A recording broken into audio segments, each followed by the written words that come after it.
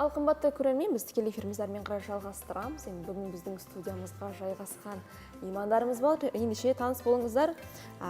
Қазақстан Әкелер Республикалық қауымдастығының құрылтайшысы. Әбіш Кекілбаев атындағы номер 72-ші жалпы білім беретін орта мектебінің IT мектеп лицейінің мұғалімі Еркін Тобылбаев және де Ақтөбе облысының Әкелер кеңесінің мүшесі, Ақтөбе қаласы номер 56-шы жалпы орта мектебінің дене шынықтыру пәні мұғалімі Нұрбақыт Ермағанбет. Бүгін біздің студиямызда қонақта. Ал қайырлы таң, қош келдіңіздер. Қош көрдік. Көңіл-күйіңіз қалай? Көңіл-күй керемет, себебі кеше ғана біз әкелер мерекесін атап өтіп, отбасында әкелер рөлін бір мәрте асқақтата түстік. Мереке құтты болсын. Рахмет. Енді бүгінгі біздің эфирімізді арнап отқан тақырыбымызға турасынан тақылеттес болып отырсыздар. Енді жалпы осы қауымдастық деп айтып жатырмыз, сол туралы айтайықшы. Қандай қауымдастық, негізгі мақсаты қандай? Негізгі бұл қауымдастық 2020 жылы бастап алды. Еліміздің басында карантин уақытында біздің республика бойынша 200-ге тарта әкені ақпарат және қоғамдық даму министрі оқытып, содан Қазақстан Әкелер Республика Әкелер қауымдастығын құрамыз деп шештік. Сөйтіп 2021 жылы әділет министріне тіркеліп, арнайы жұмысымызды бастадық. 2021-22 оқу жылында Ақтөбе қаласындағы жұмысты біз Ақтөбе қаласы білім беру бөлімімен бірігіп отырып, Ақтөбе қаласында 86 мектепте әкелер клубын ашуды бастадық. Бұл тек Ақтөбеде, басқа да өңірлерде бөлімшелер бар ма? Басқа да өңірлерде бөлімшелер бар, 20 аймақта 20 бөлімшеміз бар. Оның 20 тәрбие бағыттарын жұмыс жасайды. Біздің Ақтөбе ұлттық құндылық тәрбие. Балалар еңбекке баулу бойынша жұмыс бастап кетті. Енді күні кеше ғана бас қала Астанадан келген екенсіздер. Астанада 10-шы республикалық әкелер форумы, әке отбасы қоғам деп аталатын форум өткен екен. Енді дәл осы форум туралы айтып өтіңіздер.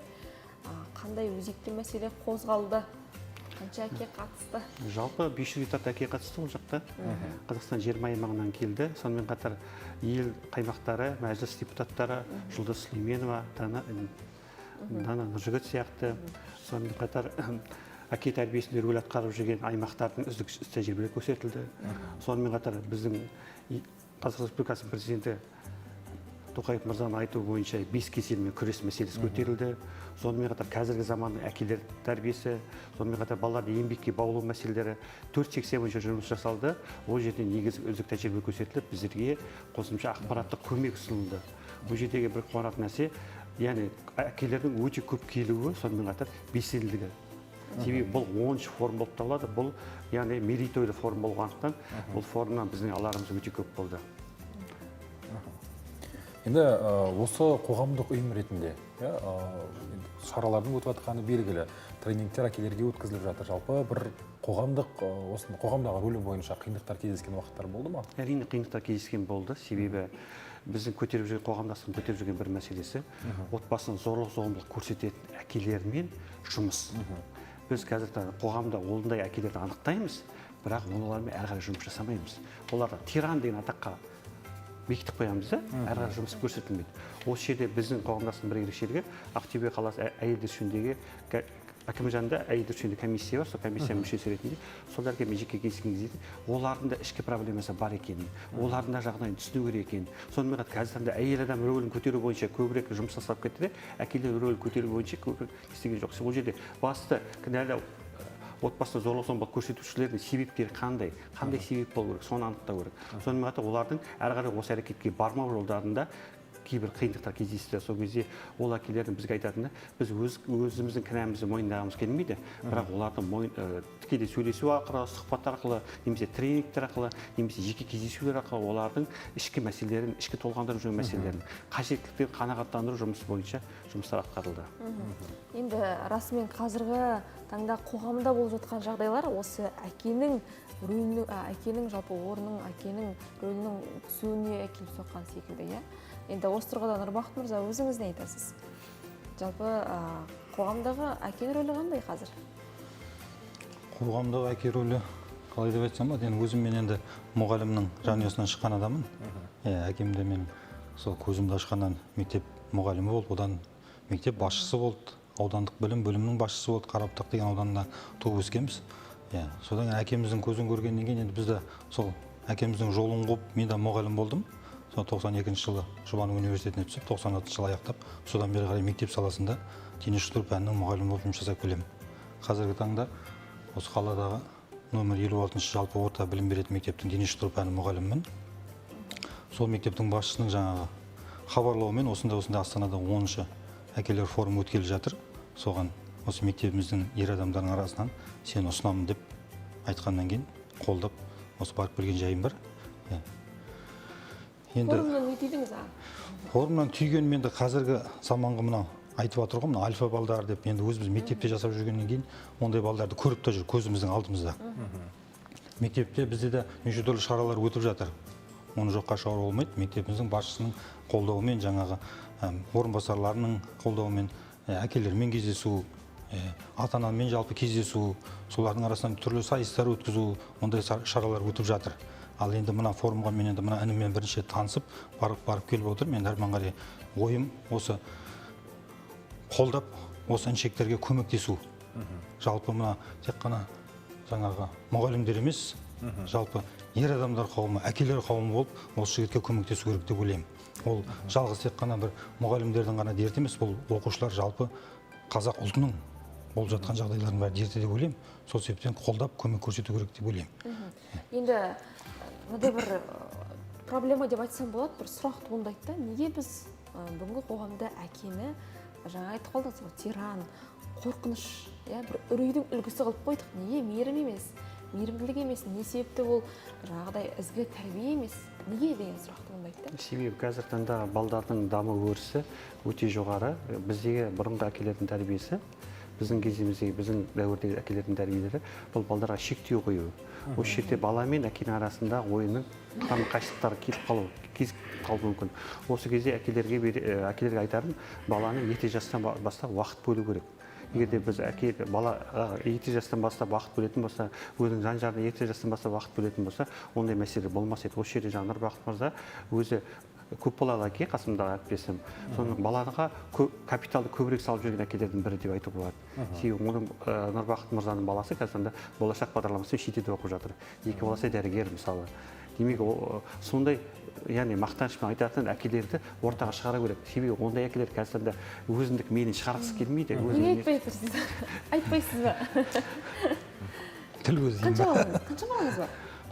Алланың берген 6 балам бар, шүкір. Үлкен балам сол мына Назарбаев мектебін, одан университетін аяқтап, сол магистратураны сол Англияда оқыды. Содан Англияны оқығаннан кейін енді оның мамандығы бойынша біздің елге енді сөздің шыны керек, біздің елде жұмыс тауып өте қиындау болды да, сол елде қалып қойды қазір, дәл қазір уақытта.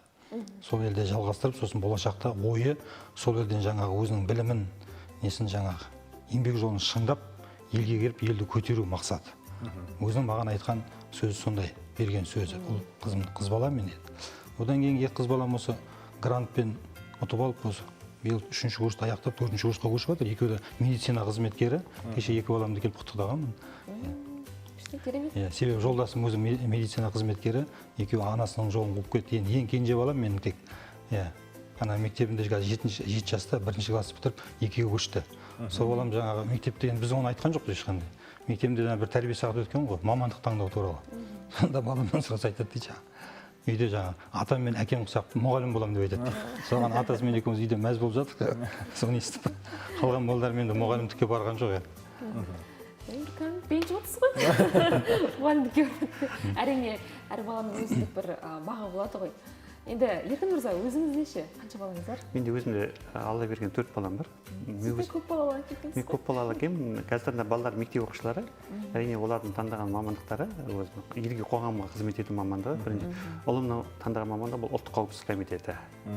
Себебі біздің 2030 бағдарламасында бірінші мәселе ол халықтың ұлттық қауіпсіздік комитеті, ұлттық мәселесі соған байланысты. Екінші ұлым мен дәрігер болып таңдап жатыр. Әзір жасы 5-те, бірақ ол сондайға қызмет атқарып жатыр. Мен болашақ дәрігермін деген ұранмен. Енді осы жерде айтып кететін, балаларға уақытты дер кезінде бөле білсе, баланың ойнайтын ойыны бірге ойнай білсе, бала әкеге жақын болады деген түсінікті айтар едім.